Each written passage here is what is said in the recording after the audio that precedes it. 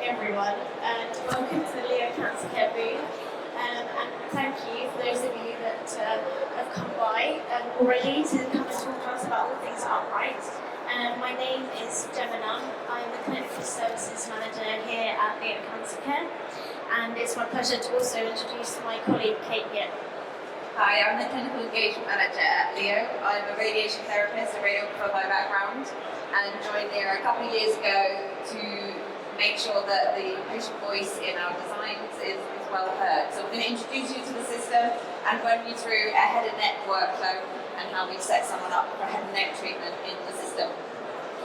So firstly, some of the questions that we first get asked is, well, what is it that I'm actually looking at? So this is an upright patient positioning device combined with a fan beam CT. So that means that the beam line is fixed. And actually what this technology enables us to do is rotate the patient instead of the gantry.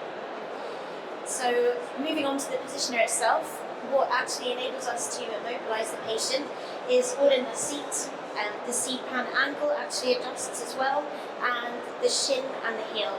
And specifically this was designed so that it would maintain a patient's position. It actually allows you to actively release your leg muscles, which also means that people with less mobility can also access the system.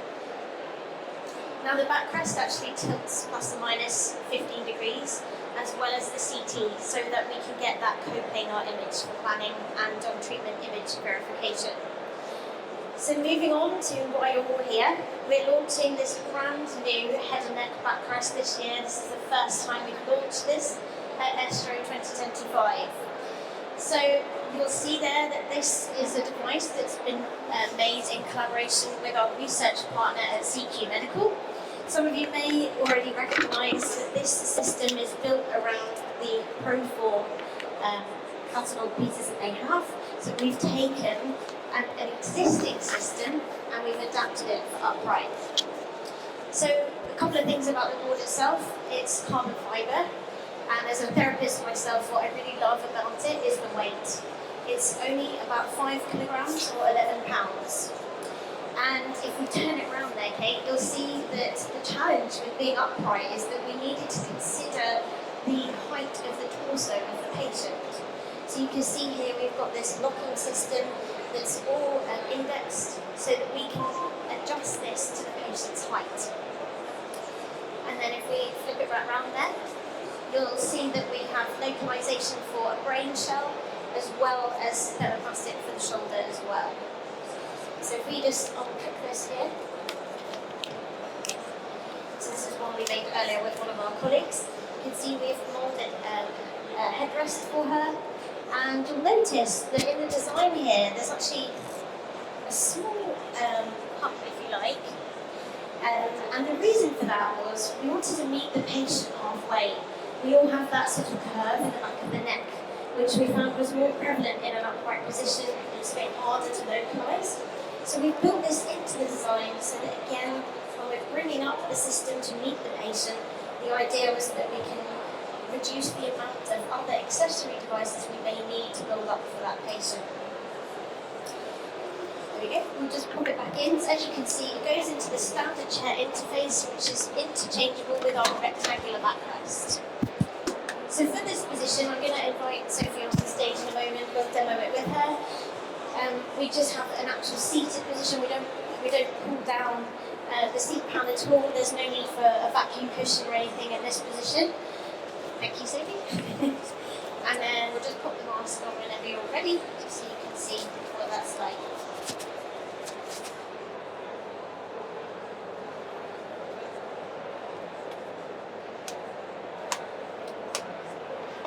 Good. Lovely. So what would happen if this was a treatment, Sophie's now mobilised, we would leave the room, bring the CT scanner down, it would acquire that image verification in an upwards direction, we would register the image, and then we would apply the correction factor to what would be the 6 degrees of freedom of the system on the floor. Okay? And then we would move the nozzle in from the fixed beam and trim it. So there's 2 ways of doing this. So it's like step and shoot with the nozzle going in and out and doing the treatment delivery, but we could also potentially drive the height of the system up and bring it down in a rotational helix for something like a rapid arc. So if we take Sophie out and ask her what she thinks as well. Thank you very much, Sophie, for volunteering for this. And Sophie, how does that feel to you, and how does it compare to being upright than in supine? Well, it wasn't very uncomfortable, but I'm not a patient, so I'm not dealing with side effects. I could open my eyes slightly and I can see you guys. We're really keen to have more of an open mask upright. I think because of the fact that the therapist being able to set you up, that's quite comforting to know that there's someone you can keep eye to eye with them. But yeah, I can't really comment on the comparison. But yeah, I think there are effects around eye contact and being able to see out that I think will benefit the patient. Yeah, and we know from extensive healthcare research that eye contact and that connection with your doctor, with your therapist, is so important for patients. It's a great way to reduce anxiety. It gives us that connection with our patients, and it allows us to build that relationship that we have with them on a day-to-day basis. And it also allows us as therapists to pick up on those subtle hints from our patients that they're uncomfortable or they're in distress, because we can actually see them. Whereas in the standard supine position, they're just staring up at a ceiling. They've lost that full scale of all their senses because they're not allowed to look around them. They don't know who's in the room, and that can really build up the anxiety as well if they're not aware of what's going on. They can just hear noises going on around them. But if you put them in an upright position where they can actually see what's going on around them, it really does draw in on that concept of person-centered care when we're delivering treatment to patients, because they're right at the centre and they're very much more involved because they can see what's going on. So it really helps with the feeling of control for our patients and helps reduce some of those feelings of vulnerability that you can get when you're in a supine position.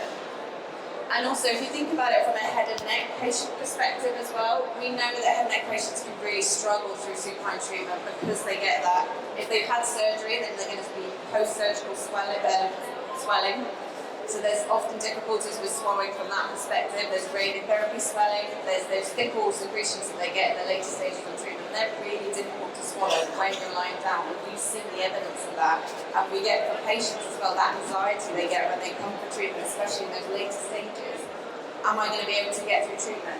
Am I going to be able to swallow down these secretions, or are they going to start feeling like they're going to be sick in the mask? Whereas in an upright position, the physiology is different. It's easier to swallow. The tongue's in a different position, so you can actually manage the secretions better. So from a head and neck perspective, I think the patients are going to find it a lot more comfortable. There are other benefits for other treatment sites. If we're thinking about prostate patients and lung patients as well, we know in an upright position that the lung volume is greater. So you get less organ motion, which means you get less tumour motion in an upright position if we're treating lungs. And patients that are breathless really struggle to lie down supine. So if we keep them in the upright position where they're comfortable, because a lot of patients don't even like to completely flat when they go to bed because they struggle with breathlessness or they struggle with secretions, but we expect them to do it every day for treatment. So if we can keep them in an upright position where they're more comfortable, then we make the treatment process and the treatment experience a lot more comfortable for them. That's just a really brief introduction. If you have any questions, Mike is poised with the mic. Or please just come up, have a demo, come and try it for yourself, feel how light it is, and come and have a play and ask us whatever you like. Yeah, so the floor is open.